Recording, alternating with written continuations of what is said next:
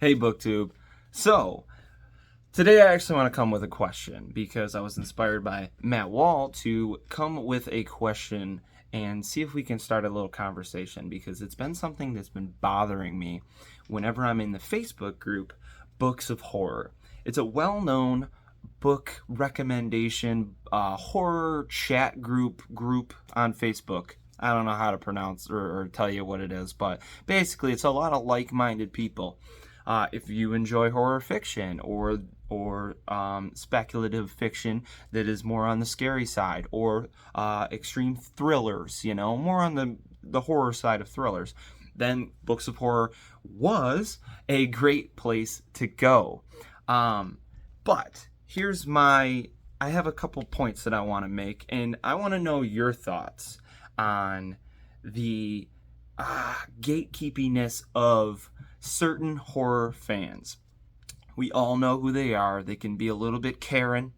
They can be a little bit, what do the kids call it? Boomer, whatever. But I'm pretty sure I got boomer parents, so I'm not going to offend them right now. But we all know, okay? There's the people that only read Stephen King and maybe his son and maybe Dean Koontz. And that's it. And if you're recommending Aaron Beauregard, this is absolute garbage because it's not written by Stephen King and it's not put out by Barkley, from the 1970s, 80s, and 90s. This is instantly dismissed by a certain percentage of the members of this Facebook group strictly because there's no way it could be written properly. There's no way it could have any merit to be read because it's independently published. And that's what, truthfully, some of these people believe. And I think that is absolute bull crap because I have made a great community on YouTube, Instagram, and TikTok, reading, reviewing, and trying to help independent and self-published authors.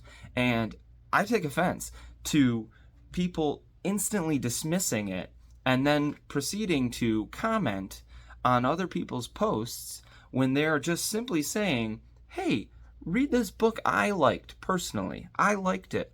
Read it. I think you should because of this, that, and this reason. And that's it. I don't need you coming in and saying John Saul is better. You should read John Saul. That's not... If you've read the book, please tell me reasons why we shouldn't read it. But if you haven't read it, why the hell are you commenting about John Saul's book from 1978? You get what I'm saying. We need to relax on just instantly dismissing everything because it's independently published. I cannot stand that. So what's your guys' thought on independently published horror? Is it there's no merit to it? We shouldn't read it because it's not going to go down as H.P. Lovecraft? Or should we still enjoy what we like or enjoy what we enjoy and leave it up to that? And to hell with anybody that disagrees. I mean, I still agree with that, but it's driving me bat crap crazy and I'm going to leave the group because of to see the comments, it's every day. It's driving me nuts. So I had to make this video because I know there's people out there that are going to agree with me. And again, another point is people will see a book by Rain Havoc and they'll just say, oh, she has gore for gore's sake. And I know this happens with every genre. I bet romance readers instantly dismiss any author that has smutty content in their books because, oh, that's just graphic sex for graphic sex reason. And maybe people like it. Maybe I like the way Rain Havoc writes horrific scenes. And I want to read that because I like horror fiction. And I want to push the boundaries. And I want to push my boundaries and levels that I can agree with. Is that crazy to say? But there's just hundreds of comments. If somebody posts just simply womb, okay? There'll be probably 35 comments saying, oh, it was horrible because there was graphic scenes in it. Well, it quite literally says, an extreme horror novel. When you bought it, what did you think you were getting into? A Beatles song? Relax. You know what I'm saying? Like, you knew. There's literally hundreds of reviews. Look it up before you just hop in. And if you're just going to hop in, at least read the title. At least read the subtitle. Know what you're doing. Don't just go in other people that like it and they're posting in the group, I like this book and it was fun to read and I read it on vacation, and then you're just going to come in and shit on this lady for no reason. I don't get that.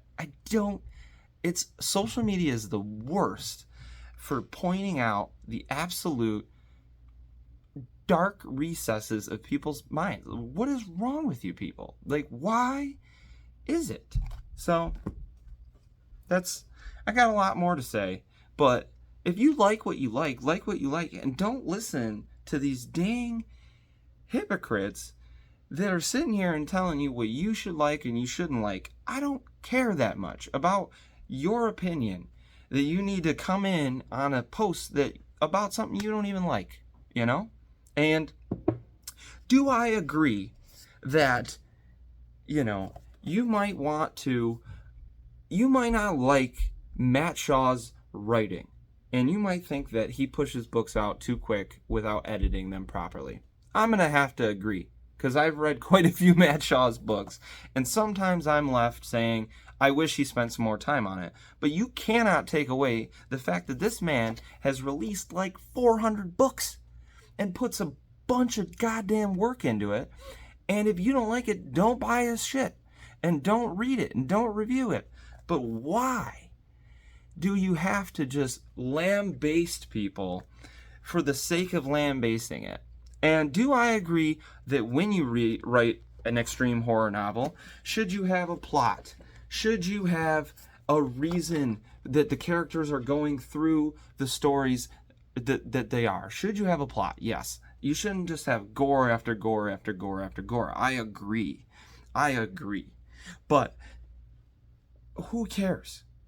I mean, I get it. I get where you're coming from. That is the only true gripe I can see with extreme horror, is that you feel that there's no plot and it's just extreme for the sake of being extreme. But metal is loud sometimes for the sake of being loud. And, rap is gangster for the sake of being gangster sometimes. It is what it is, bro. It is what it is. Some people like it. And that's the beauty of this whole book club thing that we're all doing here on social media, is I might like it, you might not.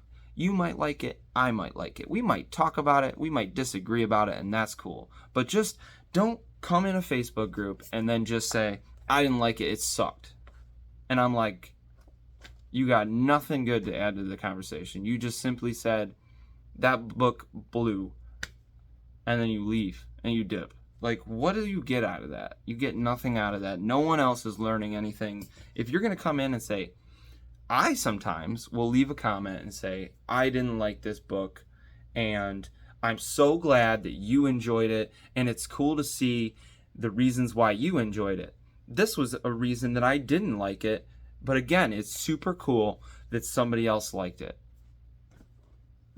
That wasn't hard. And then somebody will say, oh, that's cool, like, I didn't think of it like that, and I kind of agree with you, but I still really liked it. And that's okay. Now I made a friend. Now I made a book friend. So that's what it's all about, books of horror.